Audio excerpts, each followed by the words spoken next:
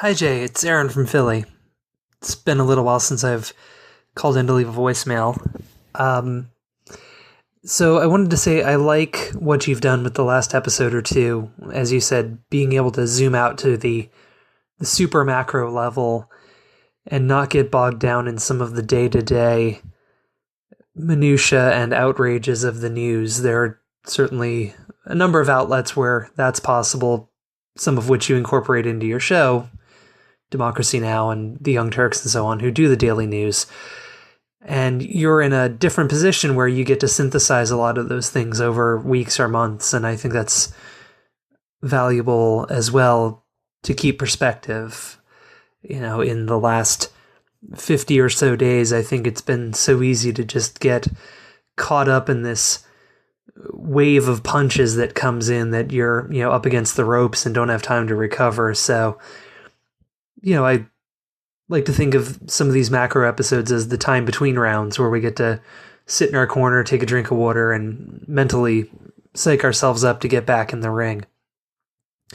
In that vein, I read an interesting article today on the website Current Affairs titled "The Regrettable Decline of Space Utopias,"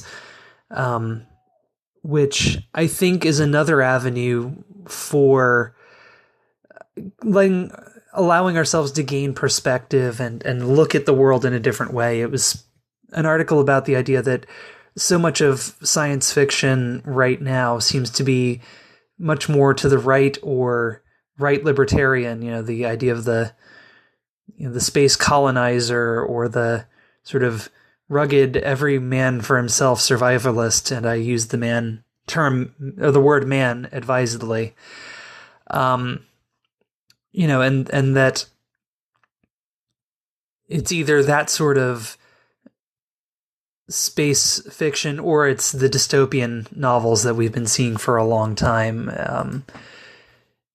Just to paraphrase a paragraph from the article, that, Game of Thrones is the dark side of The Lord of the Rings, and Black Mirror is the dystopian Twilight Zone, and so on and so forth, that there's a lack of hope in a lot of what might be more left fiction these days. And the need to get back to that greater imagination. So in that vein, I'm going to start seeking out some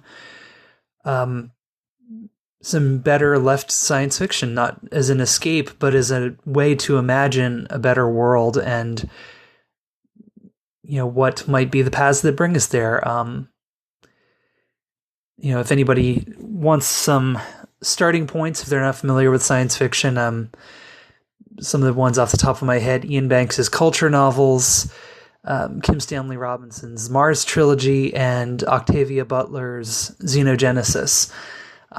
They may not all be utopian as such, but they definitely offer a more progressive vision of the future where, it's about humanity getting over their differences and pooling their resources to make the world better for everybody, instead of just whoever is the quickest gun in the space western.